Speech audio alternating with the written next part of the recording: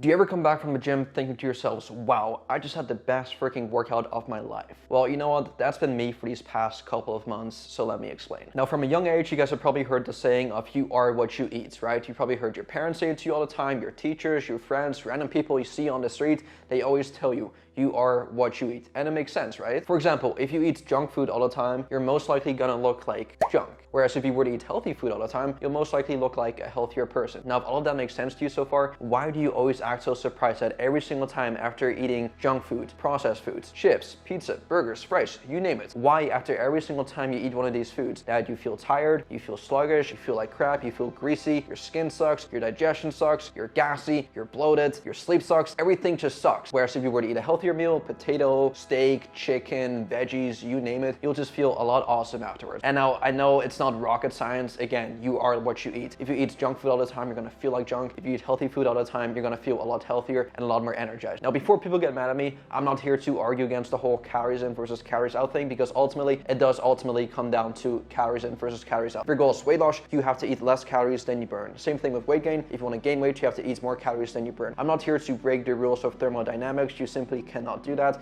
Whatever your goal is, your calories have to be in check for you to actually see progress. Now, with that said though, the way people, especially fitness influencers, fill their calories and macros is not always the best. And I'm sure you have seen this all over YouTube and the internet before, this whole if it fits your macros type of thing. And for those of you who are unfamiliar with what the term actually means, it basically means you have a set amount of calories and macros that you should hit, and everyone should have a rough kind of like idea of like how much you should be eating of each macronutrient. However, they fill that with whatever they simply want. You guys have probably seen their full day of eating videos before, eating donuts here, pizza there, burgers there, fries there. Of course, they still hit their calories and macros, they still hit their protein goals, they still hit their carbs and fats goals, but the quality of those foods that are fitting within their macros aren't always the highest. And now, like I said, you cannot break the rules of thermodynamics, so every single person you see preach this entire lifestyle, they look absolutely awesome, they're in great shape, lots of muscle, they have a six-pack, they pretty much have your dream physique. And that's everything you see from the outside, right? However, if you were to like look at their inside, it probably doesn't look the best, right? They probably have a bunch of digestive issues, their sleep probably sucks, their skin probably isn't as clear as it could have been, their energy levels throughout the day probably are super inconsistent, they may have like spikes of insulin and then a big drop immediately after. All these small little things you don't necessarily see on the internet. They just want to portray that yes, you can eat this and you can eat that and still get in shape, which by all means you can still absolutely do, but you still have to keep in the back of your mind, you are what you eat. So next time you do decide to eat a slice of pizza or a donut, don't be surprised if you feel like crap afterwards, or don't feel surprised if you feel greasy, or don't feel surprised if your skin starts breaking out. Like, don't be surprised after eating junk food that you're not going to feel the best. I mean, again, that's just common sense. So for most people watching, especially if just like a general person that just wants to get in shape and just wants to live a healthier lifestyle, by all means, I still highly recommend the 80-20 rule. 80% of the time, eat whole, natural, single ingredient foods, and the other 20% you can definitely indulge in whatever junk and sweet foods you may desire. However, if you really want to like level up and just like optimize as much as you possibly can, definitely consider prioritizing mainly whole natural foods. It doesn't have to be difficult. Just literally think of foods that only have one single ingredient. How many ingredients are in one potato?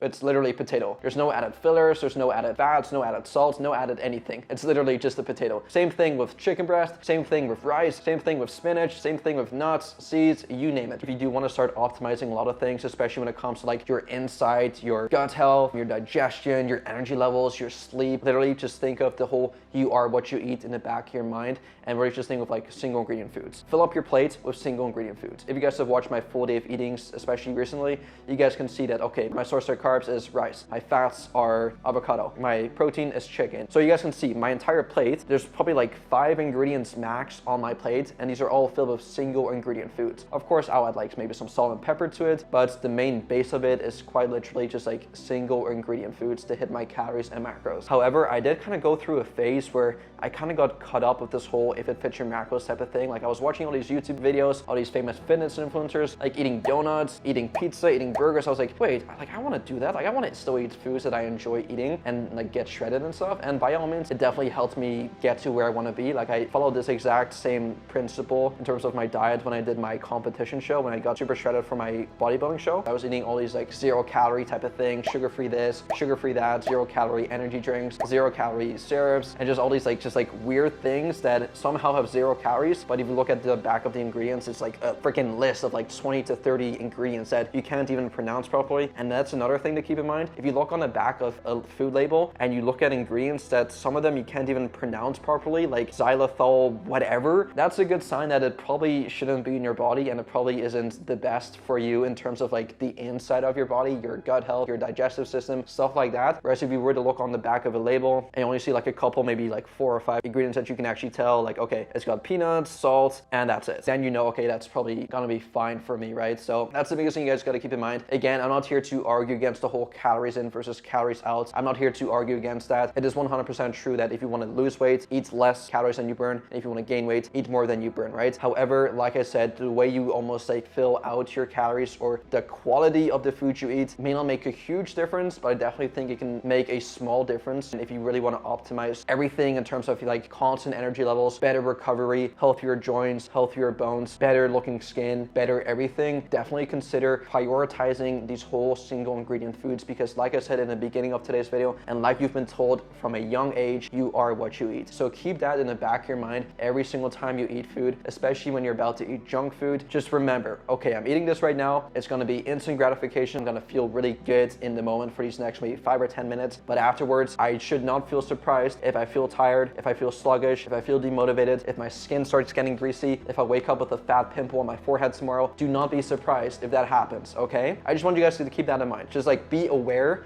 of it, and once you are aware, then by all means do what you want to do. I'm not here to say eat healthy foods all the time, blah blah blah, because obviously we're not all robots. All my clients, again, I always preach the 80-20 rule. However, I'm only talking to a select few people that really want to optimize as much as they possibly can when it comes to like their insides, right? Obviously from the outside you can eat whatever you want as long as you hit your calories, protein, carbs, fats. You can fill out the foods with whatever you want. Instead of eating some rice, you can just eat a donut instead, which again is still carbs and fats. However, it's definitely not the best quality, and you definitely may notice like a huge spike in insulin, which is actually quite funny because once your insulin starts to go up, your leptin starts to drop as well. And leptin is actually the hormone in your body that signals that you're hungry. And once that starts going down, you may not notice that you're like super satisfied after eating something, right? And you guys have probably noticed this yourself. After you eat like a couple donuts or something, it tastes good, but it's like you don't really feel satisfied after. It's like you just keep wanting more, right? Like it doesn't satisfy you, it doesn't really fill you up. Whereas if you were to literally take the same amount of calories and macros you found in a donut and were to substitute that for single ingredient whole natural foods, for example, potato with some avocado or rice with some avocado, whatever you name it, with some protein, you're not gonna like have huge cravings. You're not gonna be craving anymore, right? You're gonna feel super satisfied, you're gonna feel energized, and you're gonna be ready to just attack the day. Whereas if you were to eat a bunch of donuts, I mean, the only thing that'll pretty much help you with is wanting more donuts. Like it'll just want you craving more, and it'll just make you hungrier and hungrier because it's not gonna like be super satisfying, and it's not gonna give you enough sustainable energy throughout the entire day. So just keep that in mind, guys. 80-20 rule for most people is fine. However, if you really want to optimize as much as you possibly humanly can and want to take your performance to the next level, definitely consider adding more single ingredient foods into your diet. If you guys enjoyed this video, please be sure to go give this video a thumbs up, watch this video right over here, and I'll see you guys in the next one. Peace out.